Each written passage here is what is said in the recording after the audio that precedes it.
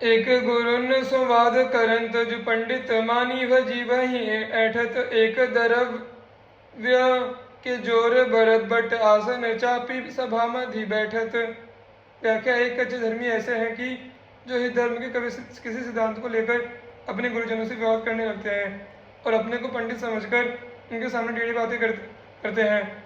एक ऐसे हैं जो केवल धन के बल पर रसिक जनों की सभा में जबरदस्ती गुरुजनों के आसन को दबाकर बैठते हैं, अर्थात उनके आसन पर ही उनके बराबर बैठ जाते हैं।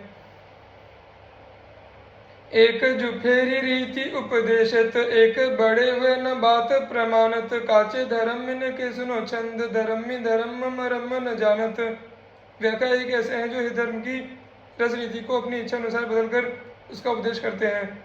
एक ऐसे हैं जो अपने अंदर पुराने धर्मी होने का अभिमान रखते हैं और किसी की बात प्रमाणित नहीं करते अर्थात नहीं मानते। सेवक जी कहते हैं कि इस प्रकार के धर्मियों के मनमाने आचरण में सुना रहा हूँ तो धर्म के मन को नहीं जानते। एक धर्मी अनन्य कहाई बड़ाई को न्यारी ये बाजी सी मानत और के बाप सो बाप कहंत दरब के काज धर्म ही छाणत।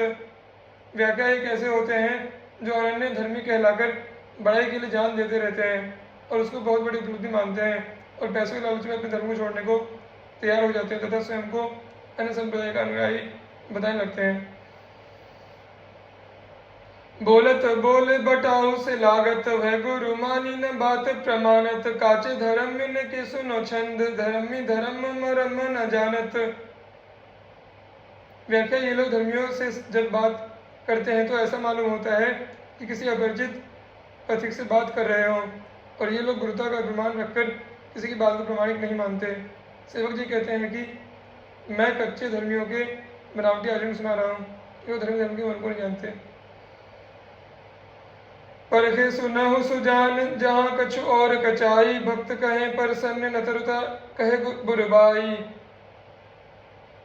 व्याख्या, इस छंद के आरंभ में सेवक जी सुविज्ञ रसिक जनों को संबोधित करते हुए कहते हैं कि हे सुविज्ञ जन, मैंने कच्चे धर्मियों में और जो कच्चापन परखा है उसको अब सुनो। इन लोगों से यदि भक्त कहें तब तो ये प्रसन्न होते हैं, यदि कोई अन्य बात कह दो तो बुरा मानते हैं। दिए सराहे सुख रहे दुख में दिन राति खेवे को जो सुजाती खेवे को जो सजाती करज को होत विजाती।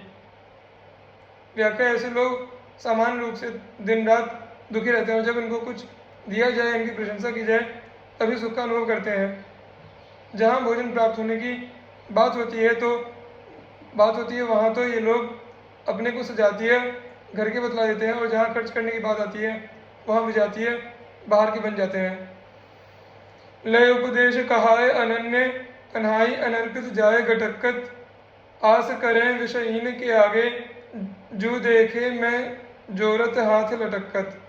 जो देखे मैं जोरत हाथ लटकत।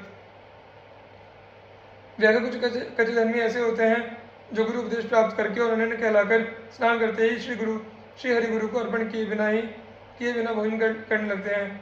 ये लोग संसारी जनों से आशा करते हैं और मैंने इन लोगों को विषयी जनों के सामने अत्यंत दीनतापूर्वक हाथ जोड़ते देखा है। केतिक आयु केतिक कितेक सो जीवन काहे विनाशत काज हटकत श्री हरिवंश धर्म में न छाणी घर घर काहे फिरत भटकत। व्याख्या, सेवक जी अब इन लोगों की दुर्दशा पर करुणा द्रवित होकर इनसे कहते हैं कि भाई, मनुष्य की कितनी सी आयु है और कितना सा उसका जीवन है, इस सत्कर्म के अतिरिक्त कार्यों में क्यों लगाते हो और श्री हरिवंश धर्मियों को छोड़कर घर घर में क्यों भटकते फिरते हो। साकत संग अगिन लपट लपट जरत क्यों संगति कीजे साधु सुबुद्धि समान सुसंतन जानी के शीतल संगति कीजे। व्याख्या, शक्ति उपासकों का संग सामान्य तथा भगवत विमुख जनों का संग अग्नि की लपटों के समान जलाने वाला होता है। बुद्धिमान व्यक्ति को लपटों से जलता हुआ अत्यंत उदय संग नहीं करना चाहिए। इसके स्थान में सुंदर बुद्धि वाले विषमताहीन एवं साधु चरित्र वाले संतों को पहचान कर इनका शीतल संग अर्थात बनाने वाला संग करना चाहिए। एक जुकाचे प्रकृति विरुद्ध करे तो का कीजिए जे आग के दाझे गए भजी पानी में पानी में आग लगे तो क्या कीजिए।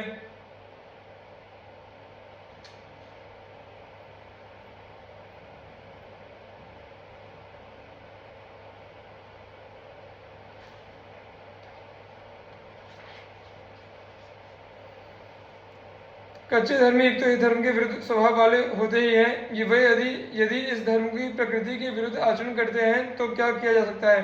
उनकी स्थिति तो उस व्यक्ति के समान है जो अग्नि से जलकर पानी क्षण लेता है और जो पानी में भी आग लग जाती है तो वहाँ भी जलने लगता है। तात्पर्य यह है कि कच्चे धर्मी लोग संसार की ज्वाला से बचने के लिए परम शीतल शीत धर्म की शरण लेते हैं और फिर अपनी विरुद्ध प्रकृति के कारण वहाँ भी अग्नि उत्पन्न करके उसमें जलने लगते हैं।